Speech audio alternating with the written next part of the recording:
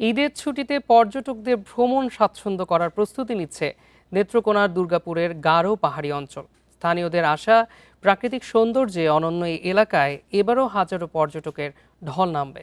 পর্যটকদের জন্য নিরাপত্তা ও প্রয়োজনীয় সুবিধা নিশ্চিতের কথা জানিয়েছে স্থানীয় প্রশাসন। পাহাড়ি সৌন্দর্যে ভরা নেত্রকোনার দুর্গাপুর, গারো পাহাড়, সাদামাটির নীলপানির সোমেশ্বরী নদী, সব মিলিয়ে এই এলাকা পর্যটনের জন্য এক অনন্য গন্তব্য। এখানকার মন জুড়ানো দৃশ্য দেখতে সারা বছরই থাকে পর্যটকদের ভিড়। বিকাশ পেমেন্টে 10,000 টাকার বেশি অফার। শপিং চলছে তো। অপরূপ সৌন্দর্যের কারণে এখানকার পর্যটন স্পটগুলোর জনপ্রিয়তা দিন দিন বাড়ছে। ভ্রমণ পিয়াসীদের সব রকম সহযোগিতায় ব্যস্ত স্থানীয়রা। এখানে নামে মন জুড়াইছে। তারপরে গেলাম হচ্ছে ওয়াচ টাওয়ার, কমলা বাগান। ওইখানে অনেক উঁচু পাহাড়, তো দেখে খুব ভালো লাগছে। গারো পাহাড়ের সৌন্দর্য এটা আসলে অতি সুন্দর। উত্তর অঞ্চলে এরকম সৌন্দর্য আর বোধহয় নেই। নিজের চোখকে না দেখলে অনুভব করা যায় না।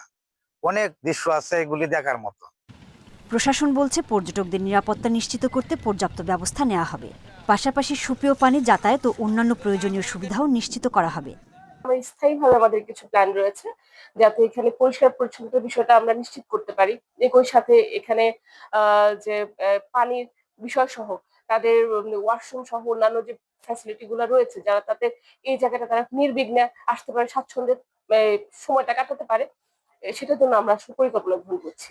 প্রাকৃতিক সৌন্দর্য আর বৈচিত্র্যময় সংস্কৃতির দুর্গাপুর এখন দেশের অন্যতম পর্যটন কেন্দ্র। Independent news.